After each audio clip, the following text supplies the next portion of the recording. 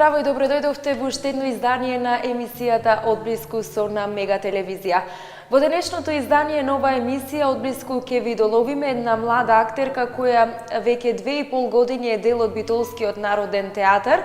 Во овој момент, односно овој период, на вистина морам да кажам дека има полни раце со работа, затоа што работи на подготовка на две представи чии премиери ќе бидат кон средината на месец мај.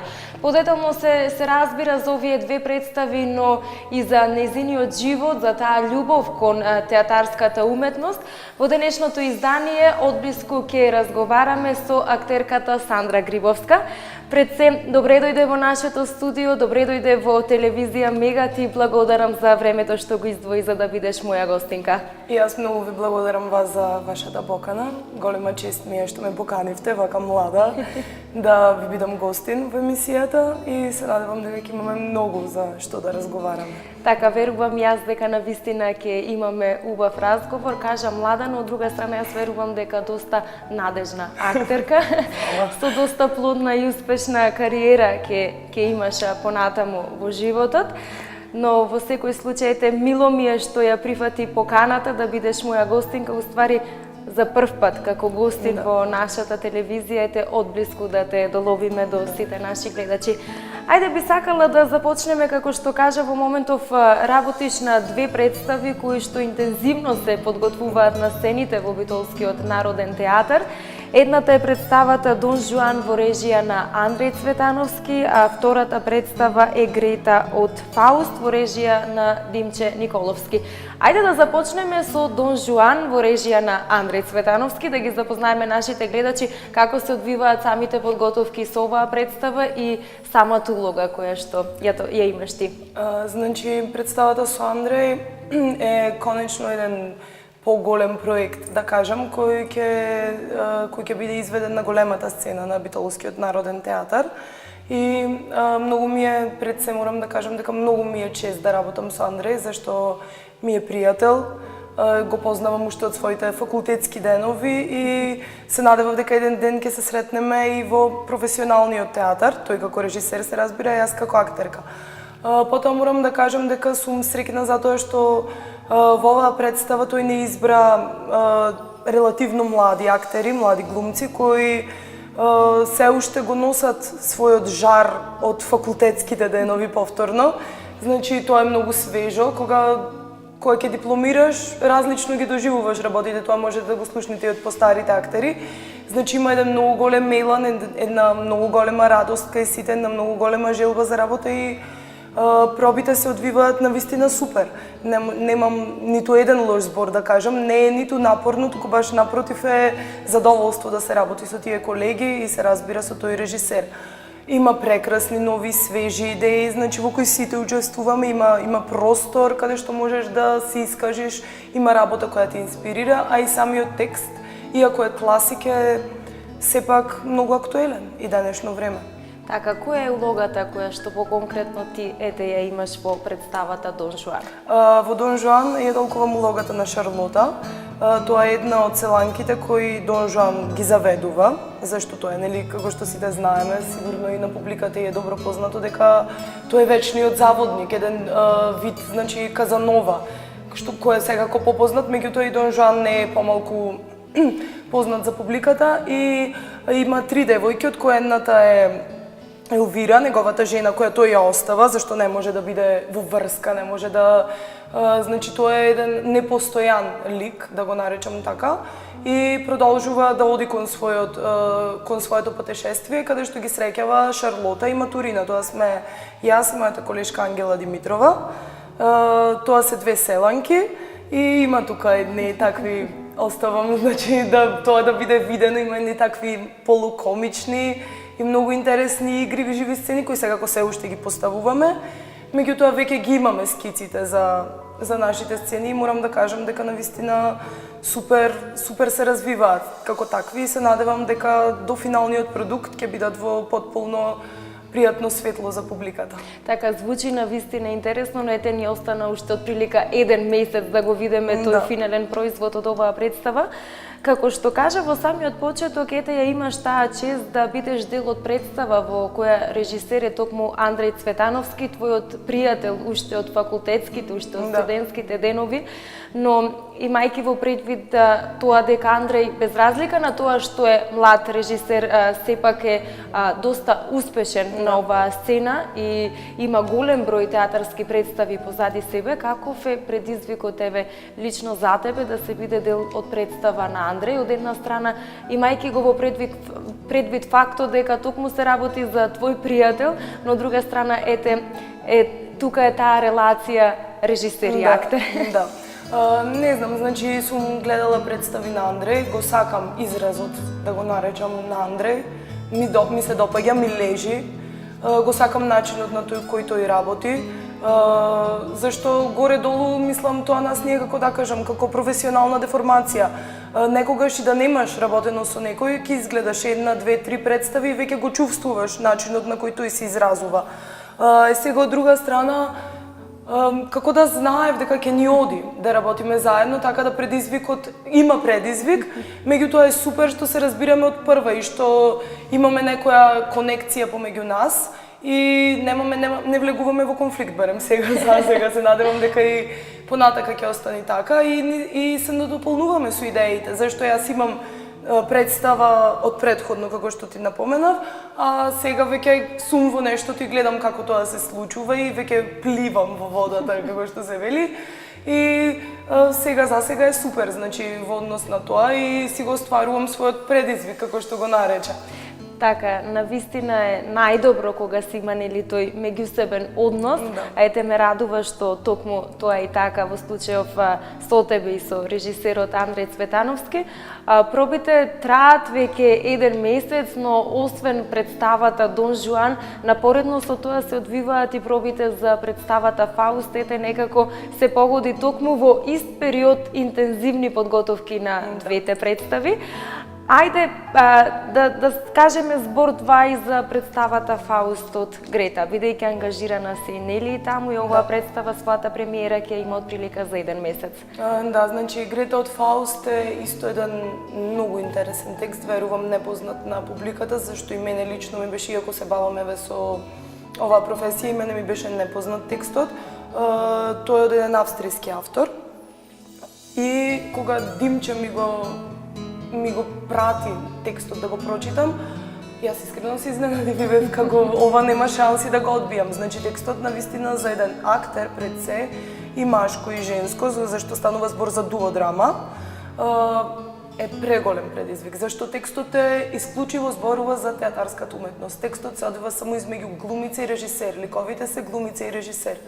И во сите сцени, за да доловам и тебе и на публиката се разбира, тоа се менува, значи зашто исто како и во сите други професии во театарот имаме прототипови, значи има вакви режисери, некој кој ќе рече, знаеш, овај режисер е ваков многу ме мачи, не можам да издржам или такви работи, или ова е супер, сега тоа што зборувавме со Андреј има многу голема конекција, значи се разбираме за се, секој доживување е различно и тој текст зборува токму за тоа. Значи, како се одвиваат пробите во театар и како, мислам, тоа на публиката ќе му го долови што всушност се случува во театарот позади завесата. Значи, не крајниот продукт ние што го гледаме и што сме као воодушевени, браво, аплауз се, туку колку е некогаш напорно и колку е некогаш убаво позади, значи, зад кулисите, да кажам. И затоа текстот е преголем предизвик, посебно за еден млад актер како мене, зашто и во самиот текст има менување на улоги, значи нема една улога која оди во својот тек, туку се неколку улоги кои се разбира си во самата представа, а ќе треба да ги менувам, односно да бидам различен лик, што е исто една тешка задача, меѓутоа е голем предизвик. И партнерот во оваа представа ми е Николче Пројчевски. Морам да кажам дека и со него сум многу блиска пријателка и ми е многу голема чест и задоволство што работам со него. Мојата прва дуодрама. Можеби некој ќе рече дека е рано, дека немам искуство, дека сум млада актерка, меѓутоа ако не сега кога? Јас тоа го велам. Значи мислам дека треба да се зграпчи секоја шанса во животот и дека барем сега ми е се уште рано за да одбивам работи и за да кажам не, јас за ова не сум способна, зашто ако не пробам никогаш нема да знам. Така да таа представа, сакам да кажам, е малку покомплицирана од другата во однос на мојата задача, не дека зашто мојата задача е многу поголема во таа представа, во Грета од Фауст. И станува збор, како што напоменав, за игра помеѓу двајца актери. И сето тоа мора да биде да има многу погон во самото нешто, зашто инаку се плашам дека може да биде досадно за публиката. Значи, ако не се прикажат и ако не се доловат работите на начин на кој ние сакаме, ако не успееме да ги направиме до крај, значи може да се добие многу голем контраефект, што се надевам дека нема да се случи, бидејќи како што се одвиваат пробите и тој процес ни оди супер. Значи и со Димче и со Николче сме пред се многу блиски пријатели, што е важно за представа од овој тип, зашто пак сепак зборува и за нас како глумци, и за нашата професија, и за режисерската професија како таква, и за тоа какви сплетки се случуваат во театарот, и за сето тоа што, да речам, на обичниот човек кој не се бави со тоа му е непознато. И супер, значи супер одат пробите. И од тоа сум многу задоволна, малце е напорно, по цел ден сум во театар, меѓутоа тоа ми исполнува на крајот на краиштата. Така, навистина голем залак, но од друга страна голем предизвик, огромен, да би рекла како што кажа и ти, но во секој случај убаво што си се нафатила, сепак си млада, сепак си надежна и не треба да се отфрла ништо што ќе се понуди. Ете, кажа дека скоро цело време си во театар, овие денови. Како издржуваш? Па издржувам зашто не знам, тоа ми е исполнување, тоа ми е љубов. Не го чувствувам така, не го чувствувам како да одам на работа. Не го чувствувам како сега треба да биде некој страшно лош процес, некој страшно, не знам, негативен набој за да не сакам да одам на проба или да не сакам да бидам во театар или да не сакам да играм представа, или треба нешто, некоја голема крајност да ми се случува во приватниот живот, па да ми завлијае на тоа што го работам. Воспротивно, не издржувам, тоа ми е задоволство, пак ќе речам, и уживам во тоа и некогаш кога ќе си одам дома, не знам кај сум и заборавам работи и сум расеана, меѓутоа малку сони другиот ден, зашто на крајот на криштата тоа е мојот повик во животот. Така, нели, сепак со добра организираност и со љубов кон нештото се постигнува. Секако и тоа заборавам. Ајде кога кажа дека тоа ти е љубов, токму ова е оној твој повик кон животот, она што си се решила да го работиш, кога се роди твојата љубов токму кон актерството? Се сеќаваш ли на тие твои моменти? Или може би да се речи на некој начин уште од малечка си била глумица, посебно ние девојчињата кога сме мали премногу знаеме да глумиме. Имаше и такви моменти. Секогаш сакав си влегував дома во улоги и се преправав со лиштата на баба ми, зашто баба ми е една дама, многу староградска битолчанка и има куп такви некои, не знам, винтич, што ги викам јас, гардероби. И со нив, значи, тоа беше лудница кога бев дете, кога се уште живеевме со баба ми и со дедо ми. Нон-стоп бев пејачка, бев Евровизија настапи, значи имитирање, тоа што викаш девојчињата што го правиме, со бисери, со штикли, со... Дури кога ќе ми дојде другарки, ги терав да ме гледаат, па ги терав да играме талент шоуа или такви работи. Исто самата љубов кон уметноста ми се роди уште од 5 годишна возраст, започнав со сликање во малиот битолски Монмартер, каде што имам земено 8 награди на меѓународно ниво, од кои 7 медали во Токио и една во Португалија. Така да со тоа се занимавав до средно, па тоа во средно, да речам, константно се занимавав со сликарската уметност, меѓутоа во средно веќе почна други обврски, почна други задачи во однос на училиштето и на сите тие работи, значи други интереси, не дека умре таа љубов во мене или тој жар или тој талент, да го наречам, меѓутоа малку го запоставив наспроти тоа што беше претходно. Тука веќе повторно почина ми се јавува таа љубов кон театарот и кон филмот, меѓутоа тоа го имаше постојано, но не му обрнував такво внимание, не ми беше како примарно, знаев дека тоа секогаш ми е тука, дека секогаш го носам. Од секогаш сум гледала многу филмови, сум одела на театарски представи, значи тоа ми било како општ живот, како не ми било нешто чудно како да си го забележам и сега со ова сакам да го правам. Но тука веќе кога почнав да поконстантно да одам во театар, во гимназија и да се занимавам и со литература, зашто имав многу добра професорка по македонски јазик и литература, која уште повеќе ми ја зголеми љубовта кон светската литература и драмската се разбира.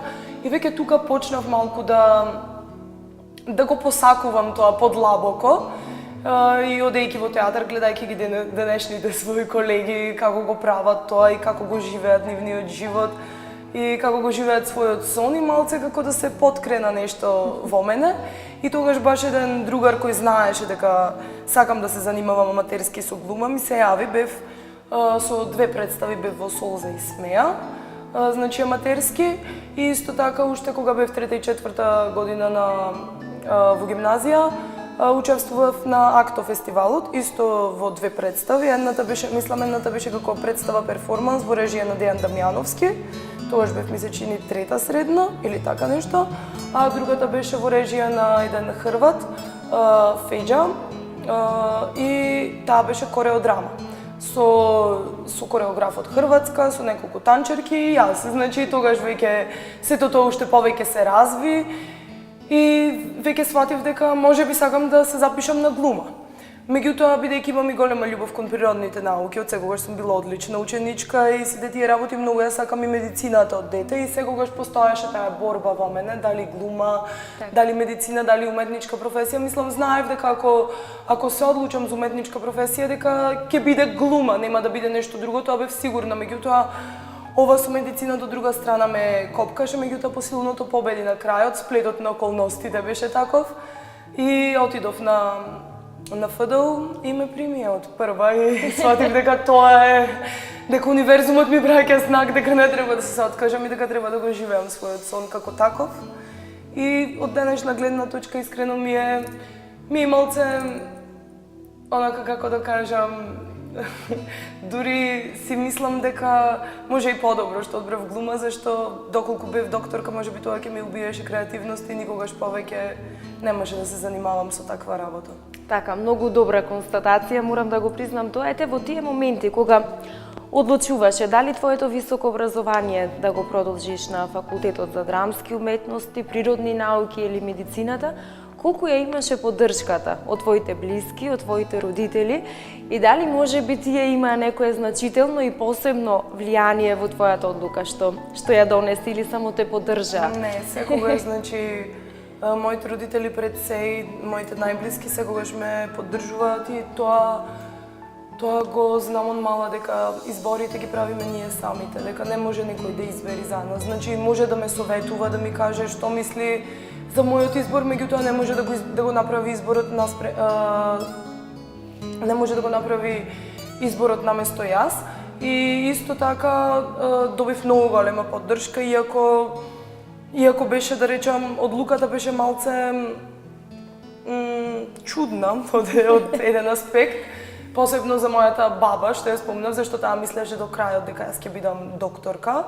Меѓутоа, после тоа сето кога видела дека, барем постарите, мајка ми и татко ми никога, значи до крај, мајка ми беше со мене на приемен, до крај имав нејзината поддршка и ден денес ја имам, иако некој е мојата потпора и мојот, значи, најсилен водич во целото нешто е мајка ми, зашто сме многу блиски пред се. И постарите полека видоа дека тоа навистина го сакам, дека тоа ми лежи, потоа веќе ме гледа и во представи, сватија дека сум, како што викаат, ти ова не се мои зборови, родена за тоа и веќе немаше никак, значи супер. Од една страна морам да кажам дека голема поддршка имам од сите околу мене, и пријатели, и роднини, и блиски, во однос на изборот на професијата. Така, не случајно го поставив токму тоа прашање, бидејќи самата поддршка е токму еден многу битен сегмент, нели, од самиот развој, бидејќи има многу случаи каде што определена личност сака да се насочи кон определена професија, која што ги поседува нели сите потребни таленти, но токму поради таа спреченост не успеала, а тоа нели што го кажуваат дека токму си родена за оваа професија, те му го докажуваш во тие новие изминати години. И што се случуваше со тебе откако се запиша за на факултетот за драмски уметности? Па не знам, некако прво се затворив многу. Прва година бев многу затворена на факултет, дури беше чудно тоа за мене, зашто предходно бев многу по-жива, по-отворена, поигрива и сето тоа и наеднаш како да ми дојде некоја нова средина, како да се исплашив од целото нешто, како да се исплашив и од себе си, како да изгубив дел од самодовербата и сите тие работи плюс нови луѓе, нови професори, значи ново образование, како што и самата спомна, високо образование не е исто. Така е. Меѓутоа тоа беше само во прва година и професорот баш Кирил Ристовски тогаш ми рече, доколку не се отвориш во наредниве, да речеме, 2 месеци, ќе те падниме и нема веќе да бидеш глумица. Така, толку. Тоа беше моментот, значи требаше и пресудното веќе, нешто. Од втора натака ми беше супер на факултет и бев во една супер класа во која се дружевме заедно, значи ги правевме работите кои сакавме да ги правиме, кои секогаш сме ги замислувале како деца, што спомнавме претходните до тоа, плюс професорката Зоја Бузалковска беше супер и се уште се разбира и ми беше многу голема и таа ми беше многу голема учителка, да кажам, во однос на драмскиот занаед како таков и на глумачката уметност и отвори кај мене многу нови хоризонти, многу нови видици кои се уште ми беа познати, меѓутоа само ги напипував, бидејќи нормално сум студентка во тоа време, се разбира, и роди уште една поголема љубов кај мене, уште еден поголем жар кој понатаму се развиваше, во трета за во четврта веќе да ја достигне кулминацијата. Имав, морам да кажам, моменти, иако најмногу беа во прва година кога ми беше таа кризата што ја споменав, кај што се мислев дали сум јас за ова сега или не сум, како ќе биде понатаму, па што ќе работам по Македонија, па колку е развиено сето тоа тука, па како одат тука работите, па и еве на крајот на криштата морам да споменам дека сами си го најдоа патот. Нештата и колку и да ги мислев, колку и да ги анализирав и колку и да ги форсирав некогаш и да се плашев, сами си се наредија коцките. Така, се си испадна како што треба, тоа е одлично. Веќе 2,5 години си дел од Битолскиот народен театар, така декември 2014 година. Ете би сакала да споделиме со нашите гледачи кои се оние проекти кои што досега си ги имала како ангажман. Значи, конкретно во Народниот театар во Битола започнав со представата Божествена комедија во режија на Александар Исаков, а по текст на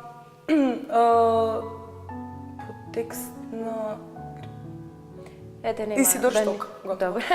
Нема да ни замеря гледачите во секој случај. По текст на Исидор Шток, иако тој е непознат автор за гледачите, станува збор за еден русин, не станува збор за Божествена комедија, од која многу е добро позната, се разбира како класик во литературата од Данте Алигиери. Станува збор за еден сосема поинаков текст кој зборува за создавањето на светот и оттаму името Божествена комедија, за Адам и Ева, значи за љубовта помеѓу Адам и Ева, за правењето деца и во глобала представата зборува баш за тоа, за породот, за остварувањето на љубовта преку плодот, преку детето, како тоа понатаму се развива и сето тоа во дел од тебе кој секако ќе го носи до крајот на својот живот. И колку се важни децата за овој свет и колку ние треба да ги негуваме децата и да им го покажеме правилниот пат. Значи, представата стварно беше супер, имав таму главна улога, веднаш почнав со главна улога, односно улогата на Ева. Ми беше малце и тука, значи исто како во прва година на факултет што ти споменав, ми беше малце од прво како чудно, затворено, срамежливо, не можев да се опуштам на моменти, али после пак си го зазедоа работите својот тек и сето тоа мислам дека се заврши убаво. Потоа представата, бидејќи е малце по-детски израз, да кажем и мюзикал е и сето тоа, почнавме да играме и за училиште, и за деца, и за школи, и сето тоа беше многу големо задоволство, бидејќи не знам, мене децата ми се најдраги во животот, многу сакам деца и нема почиста душа од детската душа и детето не може да излажи. Доколку гледаш дека детето се смее во публика, тебе ти се полни срцето, да, бидејќи знаеш дека тоа е вистинско. Така почна се, потоа продолжив со Ненад Витанов, една исто така како комична представа. Таа се вика Тајното оружје, по текст на Братислав Димитров. Таму бевме поголема екипа.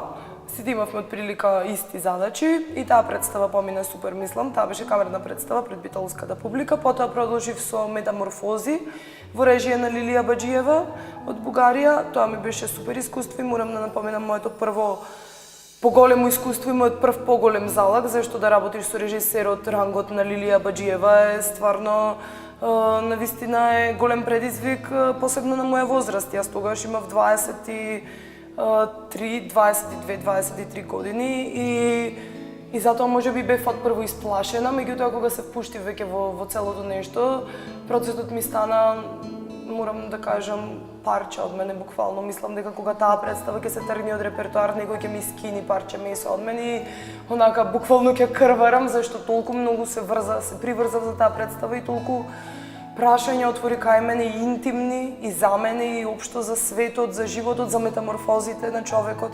Како денес сме едно, утре можеме наеднаш да станеме друго, за љубовта, за уметноста, значи неверојатна представа, многу емотивна, многу голема представа за мене и многу голема чест да се работи со едно такво име и со колегите од тој ранг и сето тоа. Потоа продолжив со Кралски игри во режија на Љупчо Ѓоргиевски.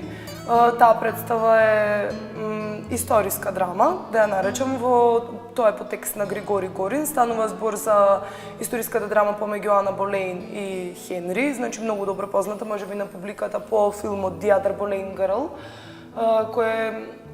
кој разработува истата тема. Тука ја играм улогата на Джейн Сеймур, љубовницата на кралот Хенри, и со Бубе имав многу окей процес, можам да кажам. Немам некоја голема и тешка задача, меѓутоа имам исполнувачка и за мене нема големи и мали улоги, значи сметам дека доколку некој актер е пред се професионалец, нормално дека ќе ги доживуваш улогите различно, меѓутоа доколку е мала улогата не мора да значи дека не може да е исто силна како некоја што е огромна, нема некое големо значење. Потоа продолжив после Кралски игри со Фауст, мојата најдрага представа, морам да кажам, во режија на Андра Шурбан. Па потоа Смислата на животот со Благој Мицевски. Тоа е исто така историска драма за еден психијатар од третата Виенска школа, значи прилично познат после Фройд и Јунг. И потоа овие двете за кои разговаравме уште од почетокот, Дон Жуан со Андреј Цветановски и секако Грета од Фауст со Димче Николовски. Така, навистина голем број на представи, еве за само 2,5 години од како што си дел од Битолскиот народен театар, кажа дека најдрага представа ти е токму представата Фауст. Зошто баш таа? Па не знам, искрено, зашто таму сум буквално она што сум.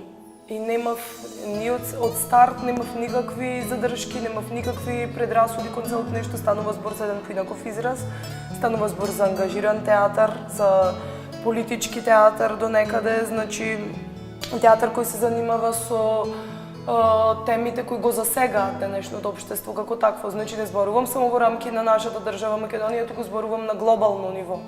И колку луѓето и самиот текст Фауст, кој ни е добро познат дека станува збор за продавање на душата на ѓаволот, колку луѓето ги загубија вистинските вредности, колку заборавивме што е љубов, значи пред се, што е надеж, што е помош, што е сочувство, што е, значи сите тие работи кои еве се ежам во моментот заради тоа, кои се многу важни за нас како човештво, ние ги заборавивме, ние станавме преокупирани со небитни работи, станавме преокупирани со убивања, со војни, само за да доловам од прилика што и како го доживувам целото нешто, иако во представата има многу, ова е само мал дел.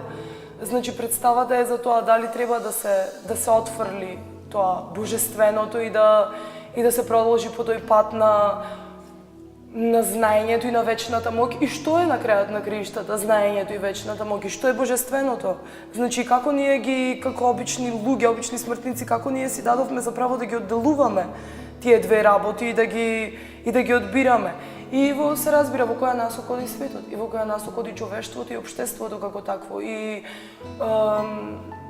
за се, за жената, за мажот, за љубовта, за децата, значи сите тие теми се отвараат преку вечната тема на продавањето на душата на ѓаволот или хамлетовското да се биде или не. Значи, пред се и сето тоа отвори во мене многу нови врати, премногу морам да кажам, побуди многу големи емоции, значи бура од емоции буквално. И плюс имам големи задачи таму, во активна сум целата представа, меѓу кои улогата на Елена Тројанска, која морам да кажам дека ми е огромна чест зашто ми ја додели мене, зашто не ме познаваше воопшто. Прв пат ме запозна, плюс млада актерка, 24 години. Не секој режисер би верувал и би дал такво нешто во рацете. И го осети мојот сензибилитет уште од почетокот и ние немавме потреба да разговараме, немавме потреба да се објаснуваме еден со друг. И исто со колегите, некако сите бевме како затворени буквално во еден наш приватен простор, во еден наш приватен процес кој се одвиваше со многу голем интензитет и сите верувавме до крај во нештото и затоа добивме таква представа од тој тип. Затоа представата е толку моќна. Инаку немаше да биде толку моќна ако сите не верувавме, ако тој не знаеше како да не изводи во целото нешто и како да ги извади нашите најдлабоки стравови, најголеми задоволства и најстрашни изопачености и перверзии, тоа немаше да се случи. И се случи. И затоа ми е најдрага представа и не знам, некогаш не можам да најдам зборови да го кажам оно што таа представа. Иако сум дел од неа, го предизвикува кај мене. Тоа е како што напоменав, бура од се и се што. Не ќам да откривам многу за тие што ја немаат гледано и да зборувам уште за тоа, сакам да ги поканам сите кои ја немаат погледнато представата дека е задолжителна лектира во 21. век, во 2017 година и 2016 во Битолскиот народен театар и дека мора да биде гледана, се разбира, како и другите представи кои ги напоменав. Така, кажи ми, која е она актерска улога која што ти е предизвик, која што сакаш да ти се случи во догледно време? Дали има таква или можеби ги има повеќе? Па не, многу, не знам, немам размислувано многу на таа тема. Меѓутоа има една улога што ми е многу драга, тоа е Маргарита од Мајсторот и Маргарита на Булгаков.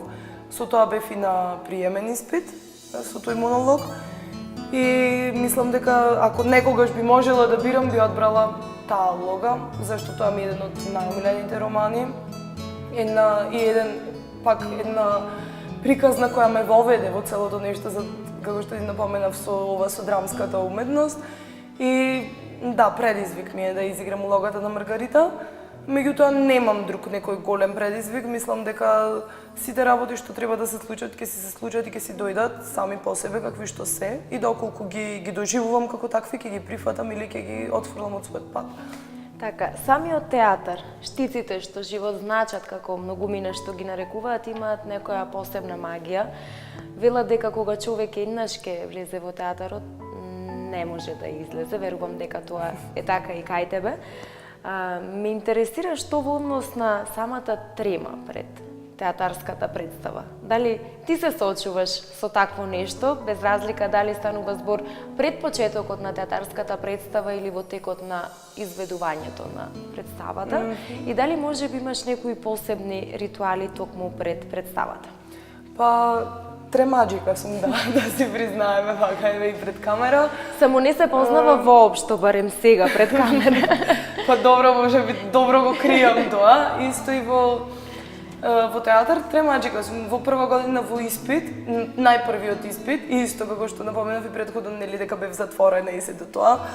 Ме удри таква страшна трема што дури како што бев во определена позиција, топокот од штиклата удираше од што ми се тресеше ногата по штиците. И тоа се слушаше во публиката и јас толку ми беше непријатно и дезгодно и сето тоа започна многу голем замав зеде.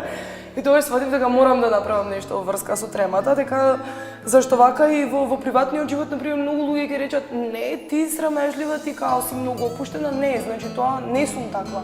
Само добро го кријам нештото, зашто не ќам да сум да сум гола, да кажам, пред другите луѓе, односно пред сите луѓе.